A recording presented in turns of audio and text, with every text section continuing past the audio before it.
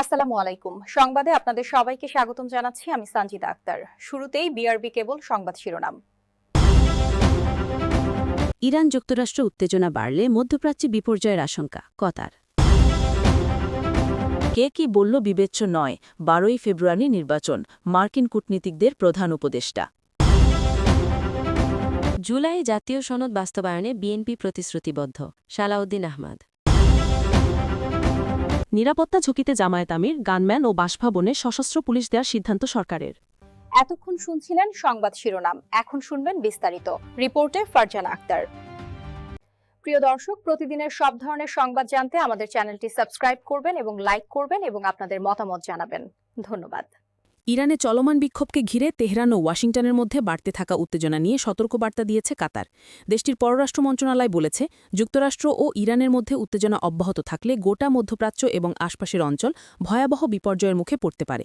মঙ্গলবার ১৩ জানুয়ারি রাজধানী দোহায় এক বিবৃতিতে কাতারের পররাষ্ট্র মন্ত্রণালয়ের মুখপাত্র মাজেদ আল আনসারি বলেন, ইরান ও যুক্তরাষ্ট্রের মধ্যে যে কোনো ধরনের উত্তেজনা বৃদ্ধি শুধু মধ্যপ্রাচ্য নয়, এর পার্শ্ববর্তী অঞ্চলগুলোতেও অস্থিতিশীলতা ও সংকট তৈরি করতে পারে।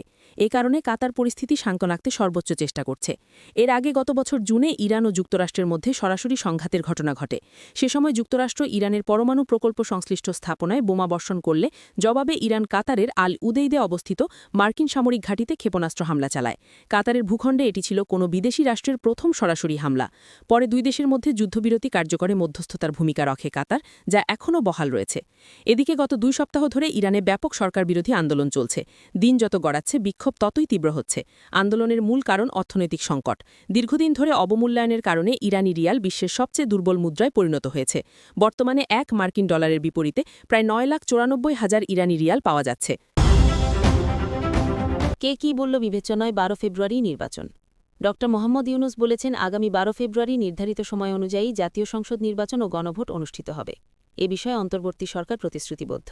ডোনাল্ড ট্রাম্প প্রশাসনের দায়িত্ব পালনকারী যুক্তরাষ্ট্রের 2 সাবেক জ্যেষ্ঠ কূটনীতিক অ্যালবার্ট গম্বিস ও মর্স ট্যান মঙ্গলবার 13 জানুয়ারি সন্ধ্যায় রাষ্ট্রীয় অতিথিভবন যমুনায় প্রধান উপদেষ্টার সঙ্গে সৌজন্য সাক্ষাৎ করলে তিনি একথা বলেন। প্রধান উপদেষ্টা প্রেস উইং থেকে আজ বুধবার পাঠানো এক সংবাদ বিজ্ঞপ্তিতে এ তথ্য জানানো হয়েছে। সাক্ষাৎকালে প্রধান উপদেষ্টা বলেন, নির্বাচনকে ঘিরে ভুয়া খবরের বন্যা ও পরিকল্পিতভাবে বিভ্রান্তি ছড়ানো হয়েছে।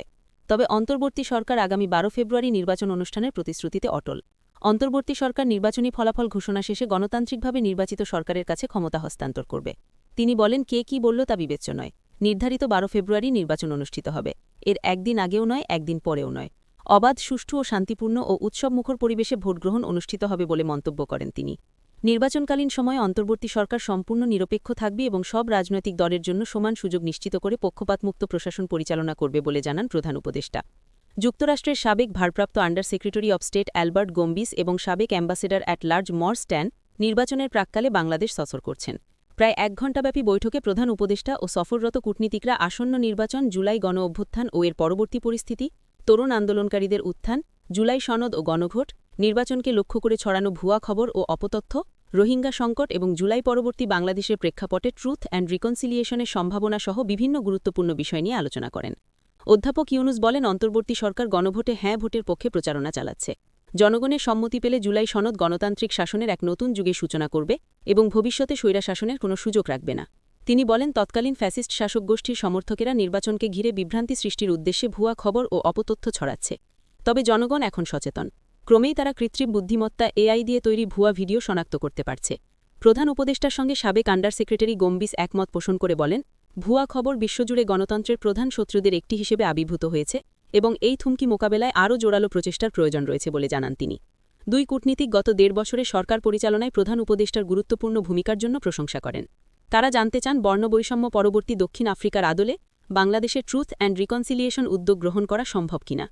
অধ্যাপক ইউনুস বলেন, প্রয়াত নেলসন ম্যান্ডেলার একজন বন্ধু হিসেবে তিনি দক্ষিণ আফ্রিকার ট্রুথ অ্যান্ড রিকনসিলিয়েশনের প্রক্রিয়া গভীরভাবে দেখেছিলেন।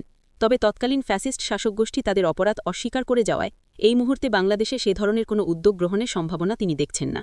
তিনি বলেন, সময় এখনও উপযুক্ত নয়। কোথা থেকে শুরু করবেন? ট্রুথ অ্যান্ড রিকনসিলিয়েশন তখনই সম্ভব যখন কেউ স্বীকার করে যে সে ভুল করেছে, নিজের অপরাধের জন্য অনুতপ্ত হয়, অনুশোচনা প্রকাশ করে। কিন্তু এখনও পর্যন্ত তাদের কোনো অনুশোচনা নেই, কোনো অনুতাপ নেই। বরং তারা দাবি করছে যে জুলাই অভ্যুত্থানে নিহত তরুণরা সন্ত্রাসীদের হাতে নিহত হয়েছে। তাদের অপরাধের বিপুল পরিমাণে প্রমাণ রয়েছে। তারা যা করেছে তা সম্পূর্ণ বর্বরীয় প্রমাণ। তবু তারা সম্পূর্ণ অস্বীকারের অবস্থানেই রয়েছে। জাতীয় ঐক্যমত্যের ভিত্তিতে তৈরি জুলাই জাতীয় সনদ বাস্তবায়নে বিএনপি প্রতিশ্রুতিবদ্ধ বলে জানিয়েছেন দলটির স্থায়ী কমিটির সদস্য সালাউদ্দিন আহমদ। তিনি বলেছেন, ঐক্যমত্যের ভিত্তিতে যে জুলাই জাতীয় সনদ স্বাক্ষরিত হয়েছে তা আমরা অক্ষরে অক্ষরে বাস্তবায়ন করব। বুধবার ১৪ জানুয়ারি দুপুর ১২টায় কক্সবাজারের পেকুয়া আশরাফুল উলুম মাদ্রাসা মাঠে আয়োজিত ওলামা মাশায়েখ সম্মেলন ও বার্ষিক মেধাবৃত্তি পরীক্ষার পুরস্কার বিতরণী অনুষ্ঠানে প্রধান অতিথির বক্তব্যে তিনি একথা বলেন। বিএনপির স্থায়ী কমিটির সদস্য সালাউদ্দিন আহমদ বলেন, স্বাক্ষরিত জুলাই জাতীয় সনদের পক্ষে আছে বিএনপি। জুলাই সনদের বাইরে আমাদের কোনো বক্তব্য নাই। যেটা জাতীয়ভাবে ঐক্যমত্য হবে সেই বিষয়ে আমরা ঐক্যবদ্ধ। এ সময় জাতীয় ঐক্যমত্যের প্রতিটি বিষয়ে বিএনপি প্রতিশ্রুতিবদ্ধ মন্তব্য করে তিনি আরও বলেন, আমরা রাজনীতি করি দেশের মানুষের জন্য। মানুষের শান্তি শৃঙ্খলা প্রতিষ্ঠা, আইনের শাসন প্রতিষ্ঠা, গণতান্ত্রিক অধিকার প্রতিষ্ঠা ও দেশের মানুষের সাংবিধানিক অধিকার নিশ্চিত করার জন্য। এগুলো করার জন্য আমাদের সকলকে ঐক্যবদ্ধ হতে হবে এবং সেই ঐক্যমতের ভিত্তিতে কিছু সংস্কারের প্রস্তাব আমরা করেছি। জাতীয়ভাবে সেগুলো আমরা প্রতিপালন করব।